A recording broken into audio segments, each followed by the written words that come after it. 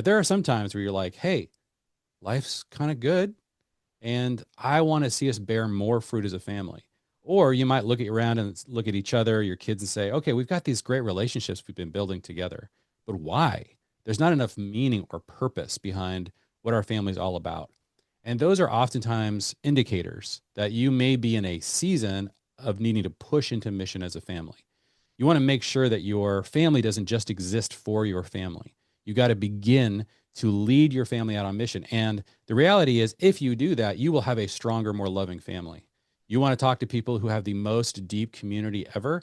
Talk to people who've been to war together. You know, those brotherhood, that is where the deepest bonds are really forged in the midst of mission. And so sometimes we can overdo mission, right? Where we kind of separate into our different, components of the family and all go off and do things. And we just really experience feeling very disintegrated or distant or disconnected from each other because of mission. But we believe there's a way to go on mission together. There's these sort of like these three ways of being on mission. Like there's family and mission, which is like these are different things. We have our family, we have our mission. And so these are kind of separated. And so we kind of go on mission separately. Family and mission oftentimes means that mission can drive the family apart. Then there's family as mission, right? Which is, well, we don't really need to have a mission as a family. We just do family. We just love each other. We just kind of, escape and retreat as a family and try to build this amazing family experience. But we don't really think about how to give that away to others. But then there's this third way of thinking about, it, which is family on mission. And this is what we're really advocating for you guys, that there is a time where you got to take your team onto the playing field and actually try to score some points, right? So we want to talk about that. There are three different iterations of the way that our family has tried to articulate the mission that God's given our family over the last 25 years, as we've had kids and just tried to get more and more on mission. But yeah, April, anything you would say just before we get started on this about the tension that so many families feel when they think about this topic of family and mission? Yeah, I think I can speak to the mother side of things. I think that times that I've struggled has been, when I am pregnant or maybe just have had a baby or I'm feeling the weight of running the household and then bringing up mission sounds like something that's happening on top of that or like in addition to, and I start to feel the weight. It feels really heavy.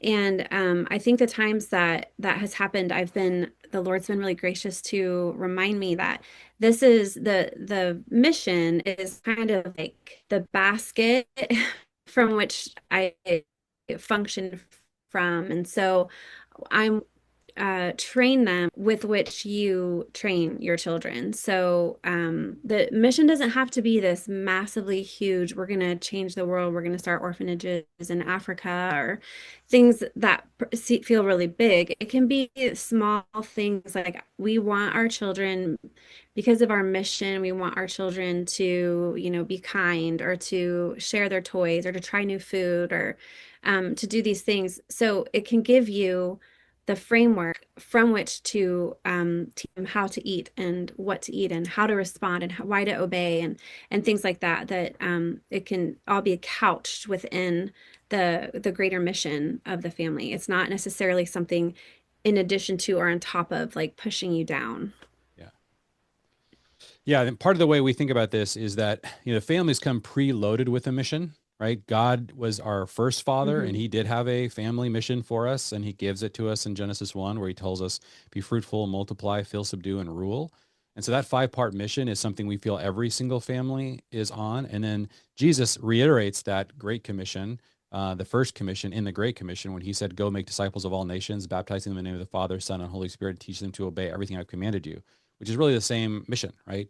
He says it's to be fruitful, which is to make disciples, to multiply, which is to Hmm. make disciples who make disciples, to fill, which is to go out into all of the nations, to subdue, which is to make disciples of those nations, and to rule, which is what happens when you have people that are being made disciples. King Jesus can then rule and reign over the lives of those who are choosing to follow him as his disciples. And so we are all in the same mission, whether you're a single person or a married person, but families need to be doing the work of mission together. And oftentimes, in addition to that preloaded mission, we also have special assignments that God gives our family. And so these often can correlate with spiritual gifts that are in our family. I mean, there are some examples of amazing families that we know that just have a musical gift, and everywhere they go, they just really need to hone that skill. And when they are out there serving the body, they help lead worship. They help, encourage the body through that. There are some families that have an amazing teaching gift. There's some families that have amazing serving gifts, and they just show up and everything is amazing because they're just constantly, using their hands to work hard. There's just a lot of beautiful, diverse ways of articulating and experiencing a family mission. Also, God can sometimes give people a super specific heart for a people group, a country, a city overseas, a particular like cause that they believe, wow, this is our cause. We think and pray and care a lot about what's happening with the persecuted church or what's happening, with orphans or, so there are lots and lots of ways that this could look. So we want to give you guys some quick examples of how this has kind of morphed over time for us. One of the things we like to do is try to write a mission statement. And oftentimes the way that this has been done is I will kind of take a step back and see how God seems to be giving us assignments in a season and then try to like, somehow push that into a single statement.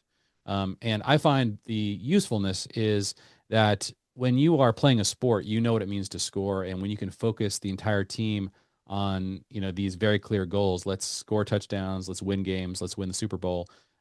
It causes the team to come together in a much more dramatic way. I think crafting a family mission statement is very similar to just simply saying, here's the scoreboard we're going to be watching, because it seems like this is the game we're playing. So the You first version of our mission was make disciples, grow the body, and release the fivefold ministry. I think it was like about 20 years ago we started talking with this kind of language.